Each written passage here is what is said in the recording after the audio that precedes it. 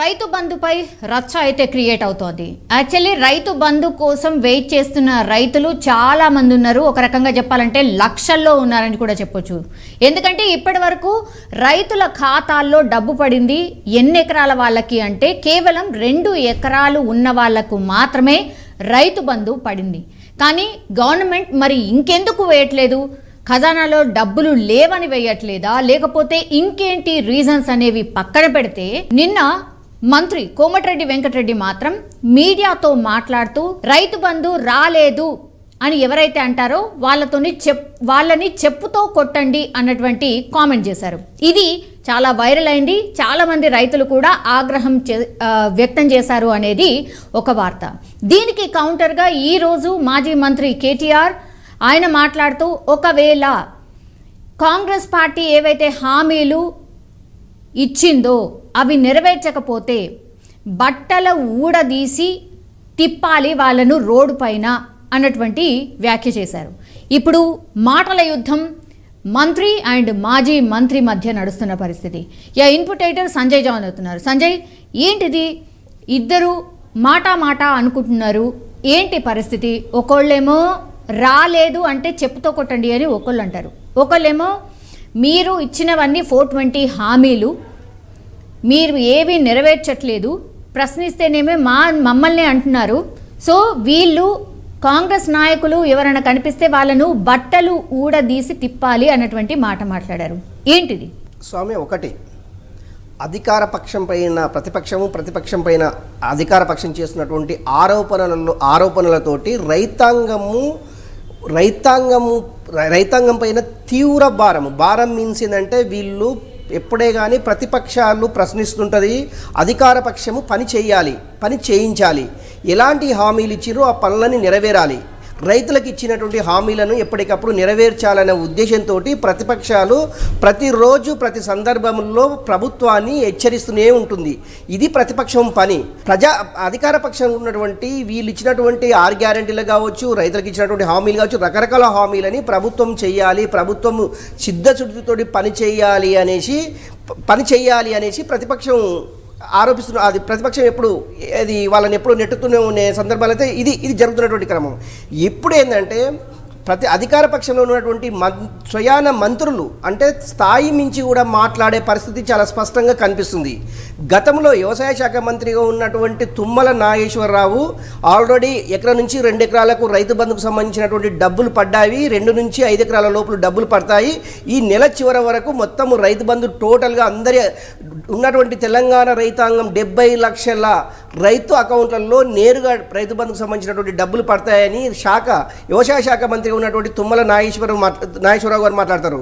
అదేవిధంగా ఇప్పుడు ఉన్నటువంటి కోమటిరెడ్డి వెంకరెడ్డి మంత్రిగా ఉన్నటువంటి కోమటిరెడ్డి వెంకరెడ్డి స్థాయి మించి మీన్స్ ఏంటంటే ఎవరైతే రైతు అకౌంట్లలో రైతు బంధు డబ్బు పడలేదో వాళ్ళని చెప్పుతోటి కొట్టాలి అనేసి ఇంత ఘోరమైన పదజాలాలు వాడడం వల్ల కొంత ప్రతిపక్షాలకు కావచ్చు, రైతు సంఘాలకు కావచ్చు, రైతాంగానికి కావచ్చు, ఎవరికైనా కూడా దీనిపైన కొంత తీవ్ర ఆందోళన వ్యక్తం చేసినటువంటి పరిస్థితి అయితే చాలా స్పష్టంగా కనిపిస్తుంది. ఈరోజు తెలంగాణ రాష్ట్ర వ్యాప్తంగా ఉన్నటువంటి కొంతమంది రైతాంగాలు కూడా దీనిపైన కొంత సమీక్ష మీన్స్ ఏంటంటే ఒక మంత్రి స్థాయిలో ఉన్న వ్యక్తి చెప్పుతోటి కొట్టడం ఏంది, చెప్పుతోటి కొట్టించడం ఏంది ఇలాంటి పదజాలాలు అంటే డబ్బులు లేక ఇట్లాంటి మాటలు మాట్లాడుతున్నారా, లేదంటే కట్ ఆఫ్ ఏమన్నా పెట్టుకోవడానికని ఇదంతా కూడా అంటే కొంత తాత్సారం చేస్తున్నారా, దాన్ని డ్రాగ్ ఆన్ చేస్తున్నారా? ఇవన్నీ కూడా క్వశ్చన్స్ రైజ్ అవుతున్నాయి. కానీ వీళ్ళు వచ్చి ఆల్మోస్ట్ 60 డేస్ అయిపోతుంది, కానీ ఇప్పటికీ రైతు బంధు పడలేదు. మేము రాగానే రుణమాఫీ చేస్తాం, రైతు బంధు ఏదైతే ఉందో రైతు భరోసా కల్పిస్తాం, అంటే పెంచిన అమౌంట్ వేస్తాం, ఇవన్నీ ప్రామిసెస్ చేశారు. కానీ అవి నెరవేరకపోగా చాలా మెల్లిగా డబ్బులు వేస్తున్నారు. రైతులందరూ పాపం ఎదురు చూస్తున్నారు డబ్బుల కోసం. ఒకటి సౌమ్య, ఇక్కడ ఒక స్పష్టంగా ఆల్రెడీ ఎవరైతే ముఖ్యమంత్రిగా ప్రమాణ స్వీకారం చేసినటువంటి రేవంత్ రెడ్డి గతంలో కొన్ని కామెంట్లు కూడా చేయడం జరిగింది. ఇక్కడ ఖజానా ఖాళీ 77 లక్షల కోట్ల రూపాయల అప్పుగా ఉంది, మేము ఇక్కడ లంక బిందెలు ఉంటాయనుకున్నాం కానీ ఇక్కడ ఇత్తడి బిందెలు కూడా లేవు, మట్టి దిమ్మెలు కనిపిస్తున్నాయి అనేసి కామెంట్ చేశాడందో ఇది ఒక ఆందోళనకరమైన అంశంగా మనం చెప్పుకోవచ్చు. ఎందుకంటే తెలంగాణ ఏర్పడి 10 సంవత్సరాలు అయిపోయిన తర్వాత మూడోసారి ముఖ్యమంత్రిగా అంటే 2 సార్లు కేసీఆర్, మూడోసారిగా ముఖ్యమంత్రి రేవంత్ రెడ్డి ప్రమాణ స్వీకారం చేసిన తర్వాత ముఖ్యమంత్రిగా ఆయన స్థాయిలో ఉండేసేసి కొన్ని కామెంట్లు చేయడం కొంత రాష్ట్ర ఖజానాలో కావచ్చు, రాష్ట్ర ఆర్థిక పరిస్థితులపైన కొంత ఆందోళన కలిగించే పరిస్థితి అయితే చాలా స్పష్టంగా కనిపిస్తుంది. ఒకటి. రెండవది ఏంటంటే ఈ రుణమాఫీకి సంబంధించింది కావచ్చు, రైతు బంధుకు సంబంధించినటువంటి, రైతులకు సంబంధించినటువంటి గిట్టుబాటు ధర కావచ్చు, రైతులకు సంబంధించినటువంటి అంటే 500 బోనస్ అనే అంశం కావచ్చు, ఇవన్నీ రైతుకు సంబంధించినటువంటి అంశాలు, ఇవన్నీ రైతు చుట్టూ తిరుగుతున్నటువంటి అంశాలు. ఒకటి 500 బోనస్ కావచ్చు, రైతు బంధు కావచ్చు, రైతు రుణమాఫీ కావచ్చు, రైతులకు ఉన్నటువంటి సబ్సిడీ ఎరువులు కావచ్చు, ఇది రాష్ట్ర ఆర్థిక పరిస్థితి పైన, రాష్ట్ర ఖజానా పైన తీవ్ర ప్రభావం చూపుతుంది అనేసి రాష్ట్ర ప్రభుత్వం యోచిస్తున్నటువంటి అంశం. కాకపోతే గతంలో ఎన్నికల సమయంలో ఇచ్చినటువంటి ఈ సూపర్ 6కి సంబంధించినటువంటి 6 గ్యారెంటీలకు సంబంధించింది ముఖ్యంగా రైతులకే ఎక్కువ అంశాలు ఉన్నాయి, పొందుపరిచారు. కాబట్టి రైతులకు సంబంధించిన అంశాలే మేము మాట్లాడతాం అనేసి ప్రతిపక్షం బీఆర్ఎస్ ఉన్నటువంటి మాజీ మంత్రి కేటీఆర్ దీనిపైన ఘాటైన పదజాలాలు చేశారు. కరీంనగర్లో ఆయన మాట్లాడుతూ నిన్న మాట్లాడినటువంటి మంత్రి కోమటిరెడ్డి వెంకరెడ్డి వ్యాఖ్యలను తీవ్రంగా ఖండించారు. ఎవరైతే డబ్బులు పడలేదో చెప్పుతో కొడతారని చెప్పిన మంత్రినే నేరుగా బట్టలిప్పి, కాంగ్రెస్ సంబంధించినటువంటి నాయకులు కావచ్చు, మంత్రులు కావచ్చు, నేరుగా వాళ్ళని బట్టలిప్పి చేసి ఊడదీయాలి అనేసి మాజీ మంత్రి ఉన్నటువంటి కేటీ రామారావు దీనిపైన ఘాటైన విమర్శ చేశారు. నిజంగా ప్రతిపక్షం పైన, అధికార పక్షం పైన ఇలాంటి విమర్శలతోటి రాష్ట్ర రైతాంగానికి ఉపయోగం ఏంటి అనేది రైతులు ప్రశ్నిస్తున్నటువంటి అంశం అయితే చాలా స్పష్టంగా కనిపిస్తుంది. 1, 3 ఇలాంటి చౌకబారి వ్యాఖ్యలు చేయడం వల్ల రాష్ట్ర రైతాంగాన్ని కావచ్చు, రాష్ట్ర ప్రజానికాన్ని కావచ్చు, రాష్ట్ర ప్రభుత్వం కావచ్చు, ప్రతిపక్షం కావచ్చు, ఏం సమాధానం చెప్తారు అనేదే ఇప్పుడు అలా ముందున్నటువంటి పెద్ద ప్రశ్న. ఎందుకు రైతు బంధు ఎందుకు లేట్ అవుతుంది అనేది మనం కొంత విశ్లేషించుకుంటే, ఆల్ ఆఫ్ సడన్గా 70 లక్షల మందికి సంబంధించింది ఇప్పుడు సుమారు 32,000 కోట్ల, అది 7,000 కోట్ల రూపాయలు ఇప్పుడు అవసరము. రుణమాఫీకి సంబంధించింది అయితేనేమో 32,000 కోట్ల అవసరము. నిజంగా రాష్ట్ర పరిస్థితి, రాష్ట్ర ఖజానా మొత్తం ఖాళీ అయిన పరిస్థితి అయితే చాలా స్పష్టంగా కనిపిస్తుందని చెప్పుకోవచ్చు. రాష్ట్ర ఆర్థిక శాఖ మంత్రి ఉన్నటువంటి డిప్యూటీ సీఎం బట్టి విక్రమార్క గారు వాళ్ళు చెప్తున్న అంశం ఏంది అంటే మనకు రెవెన్యూ సోర్సెస్ని పెంచుకోవాలి, ఆదాయ వనరులను పెంచుకోవాలి. అంటే ఆర్థిక పరిస్థితి బాగలేదు, ఆర్థిక పరిస్థితి బాగలేదు కనుకనే మనము డబ్బులు ఏ విధంగా సంపాదించాలి అనేది యోచించాలి, ప్రతి ఒక్కరు దానిపైన దృష్టి పెట్టాలనేసి రాష్ట్ర ఆర్థిక శాఖ మంత్రిగా ఉన్నటువంటి డిప్యూటీ సీఎం బట్టి విక్రమార్క గారు ఈ విధంగా సూచనలు చేశారు. ఇది ఒక కంటికి ఏంటంటే రాష్ట్ర ప్రభుత్వానికి మేలు చేసే అంశమే. కానీ కొంతమంది మంత్రులు మారి స్థాయికి మించి ఏంటంటే బట్టలు ఇప్పి కొట్టడం అనేది, ఇది ఒక మంత్రి స్థాయిలో ఉండి ఇలాంటి వ్యాఖ్యలు చేయడం సరైనది కాదు అనేసి రాష్ట్ర రైతు సంఘాలు కావచ్చు, రాష్ట్ర రైతాంగం కావచ్చు, చాలామంది అంటే ఈ యొక్క రైతాంగ నిపుణులు కావచ్చు ఇలాంటి వ్యాఖ్యలు చేయడం సరికాదనేసి తీవ్రంగా విమర్శించడం జరిగింది.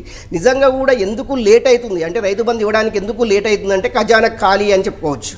రేవంత్ రెడ్డి స్పష్టంగా చెప్పాడు. ముఖ్యమంత్రి రేవంత్ రెడ్డి గారు ఆయన స్థాయి ఏంది అంటే, గత ప్రభుత్వం చేసినటువంటి అప్పులు ఇప్పుడు రాష్ట్ర ప్రభుత్వాన్ని తీర్చలేని పరిస్థితి ఉంది.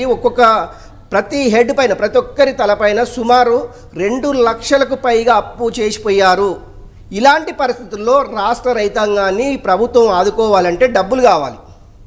ఇప్పుడు చూస్తే ఖజానా ఖాళీ, ఏం చెయ్యాలి, ఏం తినాలి అనే పరిస్థితి స్పష్టంగా కనిపిస్తుంది. పోనీ సంజయ్, ఓకే, సిచ్యువేషన్ అర్థం చేసుకోవచ్చు, మొన్ననే వచ్చారు కాబట్టి ఖజానా ఖాళీ ఉందని పదే అందరూ మాట్లాడుతున్నారు. ఈవెన్ సీఎం రేవంత్ రెడ్డి గారు కూడా చెప్పే ప్రయత్నం చేస్తూ ఉన్నారు.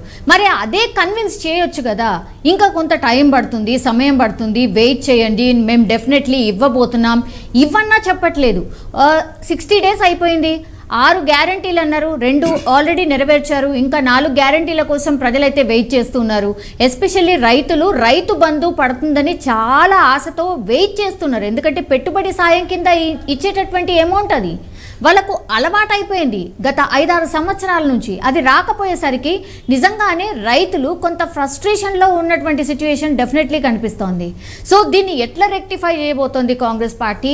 ఇలా తిట్టుకోవడం వల్ల, లేకపోతే ఒకరికొకరు ఇట్లా మాటలు అనుకోవడం వల్ల రైతులు ఇది ఎక్స్పెక్ట్ చేయట్లేదు. రైతులకు కావాల్సింది డబ్బుల సాయం. సో ఇప్పుడు చేస్తారా, ఇంకా కొంత సమయం ఆగాల? అది క్లారిఫై ఎందుకు చేయట్లేదు? స్వామి, ఒకటి, యాసంగి పంటలు ప్రారంభమయ్యాయి. పెట్టుబడి సాయం కింద రాష్ట్ర ప్రభుత్వం ఎప్పుడు ఇది ఇస్తుందా అని ఎదురు చూసే పరిస్థితి అయితే ఈ 70 లక్షల మంది రైతులకు లేకపోవచ్చు, కానీ సుమారు ఇందులో వచ్చేసి 50 లక్షల మందికి ఈ రైతు బంధు పడితేనే తప్ప ఈ వ్యవసాయ పనులు సాగేటట్టు లేవు అనేసి ఎదురు చూస్తున్న పరిస్థితి 70 లక్షల రైతులు ఎదురు చూస్తున్న పరిస్థితి స్పష్టంగా కనిపిస్తుంది. ఎందుకంటే ఒక పక్క పెరిగినటువంటి విత్తనాలు రేట్లు, పెరిగిపోతున్నటువంటి అది కెమికల్స్ మందులు ఫెర్టిలైజర్స్ సంబంధించింది కావచ్చు, పెరిగిపోతున్నటువంటి కూలీల అది డైలీ వేసెస్ కానీ ఇవన్నీ చూసుకుంటుంటే ఒక రైతుకు అంటే ఈ రైతు బంధు పడిన వెంటనే ఇవన్నీ యాసంగికి సంబంధించిన పనులు ప్రారంభించుకోవచ్చు అనేసి రాష్ట్ర రైతాంగం మొత్తం ఎదురు చూస్తున్నటువంటి పరిస్థితి. రాష్ట్ర ముఖ్యమంత్రి రేవంత్ రెడ్డి ఎప్పుడైతే ప్రమాణ స్వీకారం చేశారో రైతుల అకౌంట్లో కానివ్వండి, రైతు రుణమాఫీ కానివ్వండి, రైతుకు సంబంధించినటువంటి అన్ని వీటిని నెరవేరుస్తాము ఈ 100 రోజుల్లో అని చెప్పారు. కాకపోతే రాష్ట్ర ఆ శాఖ అంటే వ్యవసాయ శాఖ మంత్రి ఉన్నటువంటి తుమ్మల నాగేశ్వరరావు మంత్రి అంటే ఈ జనవరి ఎండింగ్ వరకు మొత్తం కంప్లీట్ చేస్తామన్నారు. అదేవిధంగా మంత్రి కొమ్మటిరెడ్డి మాట్లాడుతూ డబ్బులు పడని వ్యక్తుల డబ్బులు ఎవరైతే రైతు బంధు పడలేదో వాళ్ళని బట్టలిప్పి కొట్టాలి. ఇలాంటి వ్యాఖ్యలతోటి రాష్ట్ర రైతాంగము కొంత ఇబ్బంది పడేటటువంటి అవకాశము, ఇబ్బంది పడుతున్నటువంటి సందర్భము మన కళ్ళ ముందు కనిపిస్తున్నటువంటి దృశ్యాలను మనం చూస్తున్నాం. ఒకటి. రెండవది ఏంటంటే నిజంగా ఇది ఎప్పుడు పడుతుంది, ఎప్పుడు పడుతుంది రేపా ఎల్లుండి అనే ఈ యొక్క ఎదురుచూపులనే రైతాంగము అంటే కంట్లో కన్ను పెట్టుకొని చూస్తున్నటువంటి పరిస్థితి చాలా స్పష్టంగా కనిపిస్తుంది. ఇప్పటికీ 15 రోజులు గడిచిపోయింది. యాసంగి పనులు, వ్యవసాయానికి సంబంధించినటువంటి యాసంగి పనులు ప్రారంభమై 15 రోజులు గడిచిపోతుంది. ఎందుకంటే ఎప్పుడైతే ఈ లేట్ అవుతా కొద్దీ అంటే రైతు బంధు కోసం ఎదురు చూస్తున్నటువంటి రైతాంగం ఏదైతే లేట్ అయిపోద్ది, యాసంగికి సంబంధించినటువంటి వరి నారులు ఒకవేళ లేట్ అయితే అవి ముదిరిపోయేసేసి వ్యవసాయానికి పనికి రాకుండా పోతాయి అనే విషయం మనందరికీ తెలిసిన విషయం. ఎందుకంటే మన ప్రతి ఒక్కరము మన రైతు కుటుంబం నుంచి వచ్చినాం కనుక రైతుకు సంబంధించినటువంటి అవగాహన మనకు పూర్తిగా ఉంటుంది. కాకపోతే ఇన్ టైంలో రైతులను ఆదుకొని రైతు బంధుకు సంబంధించినటువంటి డబ్బుని రాష్ట్ర ప్రభుత్వము రైతు అకౌంట్లో జమ చేయడం లేదంటే యాసంగికి సంబంధించినటువంటి పంటలకు సంబంధించిన పనులకు సంబంధించినటువంటి త్వరగా అయితేవి పంటలు అంటే సరైన సమయంలో పంటలు వస్తాయి, సరైన గిట్టుబాటు వస్తుంది. ఏ టైం కంటే వీళ్ళు పనులు చేసుకుంటారో పండించిన పంట కూడా సరైన సమయంలో వస్తుంది కనుక వ్యవసాయదారులకు వాళ్ళ మీద అంటే కాలం అంటే అది వేసవి కాలం ఇట్లా అంటే మనకు కొంత అంటే ఈ 4 నెలల పంటలు 6 నెలల పంటలు రకరకాలు ఉంటాయి సౌమ్య. ఇందులో దీనిపైన కొద్దిగా అవగాహన లేదని. కానీ ఒకటి, ఇప్పుడు యాసంగికి సంబంధించినటువంటి పనులు అయితే ప్రారంభమయ్యాయి. పనులకు అంటే వ్యవసాయం సంబంధించినటువంటి ఈ రైతు బంధు ఎప్పుడైతే రైతులకు అందుతుందో వాళ్ళు పనులన్నీ ఇంకా వేగవంతం చేసుకునే అవకాశం ఉంటుంది. ఏదేమైనా కూడా రాష్ట్ర ప్రభుత్వము కొద్దిగా స్పందించి అంటే ప్రతిపక్షాలపైన విమర్శలు చేయకుండా ప్రతిపక్షాలు అధికారపక్షమైన విమర్శలు చేయకుండా రాష్ట్ర రైతాంగాన్ని ఆదుకోవాలని మనం కోరుకుందాము సౌమ్య. కానీ సంజయ్, ఇప్పుడు దసరా వరకు నచ్చినటువంటి కాంగ్రెస్ పార్టీ సంక్రాంతి వరకే ఆల్మోస్ట్ అంటే వాళ్ళు ఏమైతే హామీలు ఇచ్చారో అవన్నీ కూడా నెరవేర్చట్లేదు అనేది కూడా ఒక టాక్ నడుస్తుంది. ఒకటి, ఇప్పుడు రాబోతోంది parliament elections Sanjay. So parliament elections అయినా దృష్టిలో పెట్టుకొని మరి ఇంత నెగిటివ్ టాక్ నడుస్తోంది కాబట్టి దీన్ని రెక్టిఫై చేయబోతోందా సర్కార్? దీని మీద ఎంత సీరియస్గా ఉండబోతోంది? 6 గ్యారంటీలు అని అధికారంలోకి వచ్చారు. మరి ఇప్పుడు parliament election notification I think February 2nd week or 3rd వీక్లో వచ్చేస్తుంది. సో ఇంకా టైం కూడా ఎక్కువ లేదు. సో ఏదైతే బీఆర్ఎస్ పార్టీ విమర్శ చేస్తోందో, ఇవన్నీ 420 హామీలు అని విమర్శ చేస్తోందో అది నిజం అవుతుంది కదా మరి స్వామి? ఒకటి అంటే మన కళ్ళ ముందు కదిలాడుతున్న అంశం అయితే ఇది ఒకటి. ఎలా అంటే వీళ్ళు ప్రకటించినటువంటి సూపర్ 6 ఏదైతే ఉందో ఈ 6 గ్యారంటీలకు సంబంధించింది ఓన్లీ ఉచిత ఆర్టీసీ బస్సు తప్ప మిగతావి కొంత కొలికి రాలేదని చెప్పుకోవాలి. వాటిని నెరవేరాలంటే, వాటిని అమలు చేయాలంటే రాష్ట్ర ఆర్థిక పరిస్థితిని బట్టి వాళ్ళు మసులుకునే పరిస్థితి ఉండాలి. ఒకటి. రెండవది ఏంటంటే ఈ 100 రోజుల్లో ఈ సూపర్ 6 ఈ 6 గ్యారంటీలను అమలు చేస్తామని ముఖ్యమంత్రి రేవంత్ రెడ్డి ప్రకటించారు. రాష్ట్ర మంత్రివర్గం కూడా దీనిపైన ఏకదాటిగా దీనిపైన 100 రోజుల్లో రాష్ట్ర ప్రభుత్వము ప్రకటించినటువంటి సూపర్ అంటే 6 గ్యారంటీలకు సంబంధించింది అమలు చేసి తీరుతాము అనేసి ముఖ్యమంత్రి స్వయంగా చెప్పాడు. కాకపోతే ఇవి మేకపోతు గాంభీరమా లేకపోతే నిజంగా నెరవేర్చే అవకాశం ఉందా అనే డౌట్ అయితే రాష్ట్ర ప్రజానికానికి ఒక అనుమానం అయితే కలుగుతుంది. 2, గత ప్రభుత్వం చేయలేనిది ఈ కాంగ్రెస్ ప్రభుత్వం ఎలా చేస్తుందనేసి ఒక పెద్ద క్వశ్చన్ మార్క్ అయితే ఉంది. ఒకటి, ఇప్పటికే రాష్ట్ర ఖజానా సుమారు 7 లక్షల కోట్ల రూపాయలు అప్పుల కూబిలో కుంగిపోయింది. ఇప్పుడు ఈ సూపర్ 6 అంటే 6 గ్యారంటీలకు సంబంధించి నెరవేర్చాలంటే సుమారు 2 లక్షల కోట్ల రూపాయలు అవసరమైతే ఇవి నెరవేరవు. కానీ మన రాష్ట్ర బడ్జెట్ వచ్చేసి 2,20,00,000 కోట్ల రూపాయలు మాత్రమే. ఆల్ ఆఫ్ సడన్గా 2 లక్షల కోట్లు కావాలి అంటే ఈ 100 రోజుల్లో ఏ ప్రపంచ దేశాల్లో ముందుకొచ్చినా, ఏ రిజర్వ్ బ్యాంక్ ముందుకొచ్చినా కూడా ఈ 2 లక్షల కోట్లు తెలంగాణకి ఇచ్చే అవకాశం ఎట్టి పరిస్థితుల్లో లేదు. ఇది 100%. ఎందుకంటే గతంలో అధికారంలో ఉన్నటువంటి బీఆర్ఎస్కి సంబంధించినటువంటి నాయకులకు దీనిపైన ఒక స్పష్టమైన అవగాహన ఉంది. ఏంది అంటే గతంలో మేము చేయలేకనే మమ్మల్ని అంటే ఏదైతే తెలంగాణ ఓటర్ మమ్మల్ని దూరం పెట్టారు. ఇప్పుడు కాంగ్రెస్ అధికారంలోకి వచ్చింది. కాంగ్రెస్ కూడా సేమ్ బీఆర్ఎస్కు పట్టిన పరిస్థితి వచ్చే అవకాశం అయితే లేకపోలేదని చెప్పుకోవాలి. 2, ఈ ఉగాది అంటే సంక్రాంతి నాటికి 100 రోజులు కంప్లీట్ అయితే ఈ సంక్రాంతి నాటికి సుమారు ఈ 2 లక్షల కోట్ల రూపాయలు అంటే 2 లక్షల ఉద్యోగాలు కావచ్చు, 2 లక్షల రుణమాఫీలు కావచ్చు, రకరకాల వీళ్ళు ప్రకటించినటువంటి 6 గ్యారంటీలకు సంబంధించినటువంటి ఇంత అమౌంట్ ఆల్ ఆఫ్ సడన్గా తెచ్చితే నెరవేరాలి అంటే అమలులో సాధ్యం కానిటువంటి అంశం అని చెప్పుకోవాలి. 1 by 1 అంటే వీరికి కొంత టైమ్ ఆఫ్ పీరియడ్ పెట్టేసేసి ఇది 1 by 1 ఒకటి అమలు చేసిన తర్వాత సెకండ్ తర్వాత థర్డ్ ఇట్లా 1 by 1 చేసుకుంటూ పోతే రాష్ట్ర ప్రభుత్వానికి కొంత ఎసులుబాటు కలిగే అవకాశం ఉంది తప్ప ఆల్ ఆఫ్ సడన్గా ఒకేసారి సంక్రాంతి అంటే 100 రోజుల లోపల ఇవన్నీ చేస్తామనేది అసాధ్యం కాదు అనేసి కొంతమంది రాజకీయ నిపుణులు కూడా, కొంతమంది ఈ ఆర్థిక నిపుణులు కూడా దీనిపైన అంటే కొంత గుసగుసలు అయితే ఆడుకుంటున్నట్టే పరిస్థితి. ఎందుకంటే కాంగ్రెస్ గవర్నమెంట్కి తెలుసు ఇంత పెద్ద అమౌంట్కి సంబంధించినటువంటి అంశం ఎవరు మాట్లాడినా కూడా ఆచరణలో సాధ్యం కాదు అనేసి అధికార పక్షం అదే చెప్తుంది, ప్రతిపక్షం అదే చెప్తుంది, కొంతమంది విశ్లేషకులు చెప్తున్నటువంటి పరిస్థితి. నిజంగా ఈ యొక్క పార్లమెంట్ ఎన్నికలు వస్తున్న తరుణంలో ఈ సూపర్ 6 అంటే 6 గ్యారంటీలకు సంబంధించినవి నెరవేరకపోతే రేపు పార్లమెంట్ ఎన్నికల్లో కాంగ్రెస్ పార్టీకి కొంత గడ్డుకాలం అని చెప్పాలి దానికి. ఎందుకంటే ప్రతిపక్షాలు నిజంగా స్ట్రాంగ్ ఉంటే ప్రతిపక్షాలకు వచ్చే అవకాశం ఉంది. కాకపోతే ఇక్కడ ప్రతిపక్షం కూడా స్ట్రాంగ్ లేదు. ఎందుకంటే ఇప్పటికీ చూస్తున్నాం మనం ఈ బీఆర్ఎస్ సంబంధించినటువంటి ఎమ్మెల్యేలు సీఎం కలవడము, సీఎంకి సంబంధించినట్టు అది బీజేపీ సంబంధించినటువంటి ఇట్లా రకరకాల ఈక్వేషన్స్ నడుస్తున్నాయి. ఇలాంటి పరిస్థితుల్లో అధికార పక్షము ప్రతిపక్షము ఒకటి, అధికార పక్షము సక్సెస్ కావాలి అంటే ఇచ్చిన హామీలను నెరవేరాలి. ప్రతిపక్షము సక్సెస్ కావాలి అంటే అధికార పక్షం పైన ఎప్పటికప్పుడు ఎత్తి చూపుతున్నటువంటి పరిస్థితి అయితే ఉండాలి. ఏదేమైనా కూడా రాష్ట్ర రైతాంగానికి సంబంధించినటువంటి రైతు బంధు కావచ్చు, రుణమాఫీ కావచ్చు, ఇచ్చిన ఇన్ టైంలో వాళ్ళు సక్సెస్ చేస్తే రేపు పార్లమెంటు ఎన్నికల్లో అవకాశం ఉంటుంది తప్ప రేపు ప్రజలు తిరగబడే అవకాశం లేకపోలేదనేసి గతంలో మాజీ మంత్రి కేటీ రామారావు గారు కూడా దీనిపైన చాలా స్పష్టంగా ఆయన ఒక మీడియా ముందే మాట్లాడడం జరిగింది. Soumya, yes, all right, thank you Sanjay. మొత్తం మీద అది రైతు బంధుపై మాత్రం రచ్చ జరుగుతోంది అనుకోవచ్చు. ఎందుకంటే ఎన్కౌంటర్ అన్నటువంటి సిచ్యువేషన్ అయితే కనిపిస్తోంది. కాసేపటి క్రితమే కేటీఆర్ మాట్లాడారు. ఆయన ఏమన్నారో ఒకసారి చూద్దాం. ఇవాళ నేను రాష్ట్రంలో ఉన్న 70 లక్షల మంది రైతులను అడుగుతున్నా, ఎవరెవరికైతే రైతు బంధు పడలేదో వాళ్ళని ఆలోచించమని అడుగుతున్నా. వీళ్ళని ఏ చెప్పుతోని కొట్టాలి రైతు బంధు ఏ వాళ్ళని ఆలోచించమని అడుగుతున్నా. చెప్పుతోని కొడతారా, ఓటుతోని కొడతారా, మీ ఇష్టం. చెప్పుతోని కొడతారా, ఓటుతోని కొడతారా, ఈ ప్రభుత్వాన్ని మీ ఇష్టం. కేసీఆర్ ఉన్నప్పుడు వారం రోజులు వేసిండెట్లా, వీళ్ళకు 2-3 నెలలైనా ఎందుకు వేయలేదు ఆలోచించమని చెప్పి నేను కోరుతున్నా. రైతులు ఆల్రెడీ మంట మీద ఉన్నారు. క్వింటాల్కి 500 బోనస్ అన్నాడు, ఇచ్చిండా? రేపు ఇస్తాడా ఏప్రిల్లో? ఇవ్వకపోతే రైతులు ఊకుంటారా? సీరిసింత గట్టరు. 500 బోనస్ క్వింటాల్కు, మర్చిపోవద్దు తమ్ముళ్ళు, 500 బోనస్ ఇచ్చి తీరాలి. ఇవ్వకపోతే వాళ్ళ తరఫున మనమే గర్జించాలి, మనమే యాద్ చేయాలి.